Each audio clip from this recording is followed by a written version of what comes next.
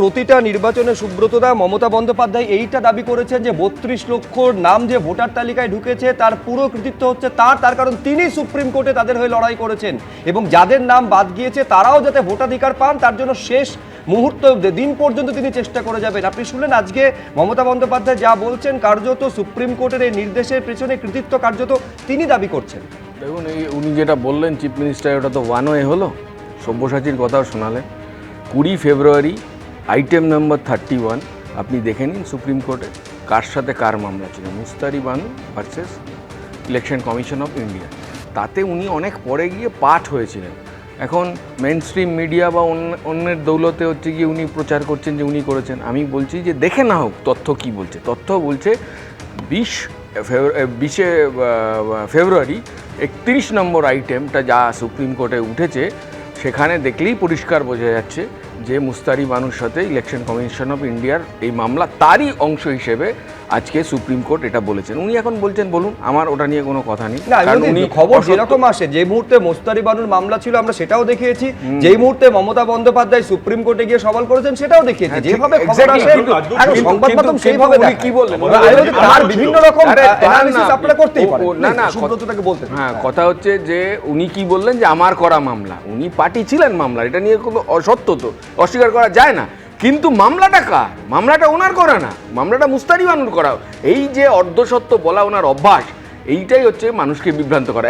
2 নম্বর কথা আমি বলছি, দেখুন নির্বাচন কমিশন, এই যে নির্বাচন কমিশন পশ্চিমবাংলার মানুষের সামনে এই কনস্ট্রেইন বাধা তৈরি করছে, এটাকে পলিটিক্যালি আমাদের বলতে হবে এটা যে নির্বাচন কমিশন অফ ইন্ডিয়া ভারতের সরকারের দ্বারা প্রভাবিত। কেন? তার কারণ ইলেকশন কমিশন অফ ইন্ডিয়া তৈরি করবার প্রশ্নে সুপ্রিম কোর্টের চিফ জাস্টিসের যে রোলটা ছিল, এই সরকার সুপ্রিম কোর্টের চিফ জাস্টিসকে বাদ দিয়ে ক্যাবিনেটের একজন মন্ত্রীকে ঢুকিয়ে নিলেন। তার মানেটা কি? প্রাইম মিনিস্টার ওর ক্যাবিনেটের মন্ত্রী তারা যেটা বলবে ওটাই ফাইনাল, লিডার অফ দ্য অপোজিশনের কথা কোনো ভ্যালু থাকবে না। ফলে এই যে ডেমোক্রেসি কাটেল করা হলো, আমাদের কনস্টিটিউশনকে চ্যালেঞ্জ করা হলো গভর্নমেন্টের পক্ষ থেকে, এবং তার ফল পশ্চিমবাংলার মানুষ ভুগছে, এর দায় নির্বাচন কমিশন এবং দেশের সরকারকে নিতে হবে।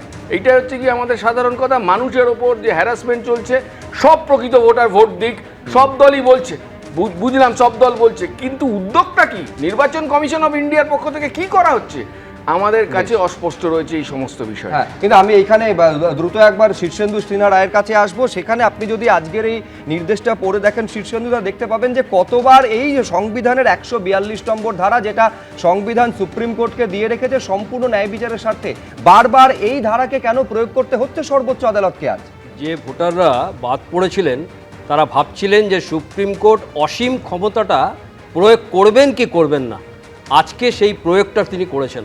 সংবিধানের 142তমতে অনুচ্ছেদে বলা হচ্ছে যে সুপ্রিম কোর্ট কোনো আইন নির্দেশ দিলে সেটা সব আদালতের কাছে গ্রহণযোগ্য হবে।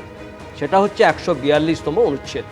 সেইটা প্রয়োগ করে বলেছেন যে 21 তারিখ পর্যন্ত যাদের ট্রাইব্যুনালের নাম উঠবে তারা 23 তারিখে ভোট দিতে পারবেন, আর যারা 27 তারিখ পর্যন্ত তাদের নাম উঠবে তারা 29 তারিখে ভোট দিতে পারবেন।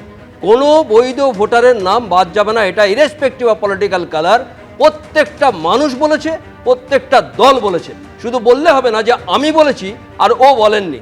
আজকে প্রথম থেকে ধরুন তো, বিএলও যখন তো ভোটার লিস্টের কাছে বারবার বাড়ি বাড়ি গিয়ে দেখেছেন, তারা কিন্তু প্রথম জমা দেননি। সেটা বোঝা যাচ্ছে অনেক বিএলও এখন শাসক দলের হয়ে দেয়াল লিখছেন, তাকেই সেখানে বোঝা যাচ্ছে। পরপর বিডিও অফিসগুলো ভাঙচুর চলছিল।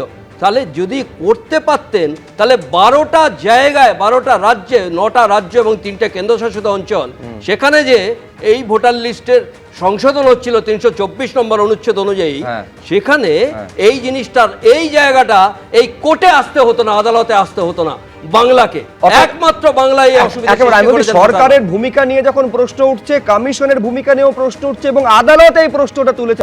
এবিপি আনন্দ, এগিয়ে থাকে, এগিয়ে রাখে।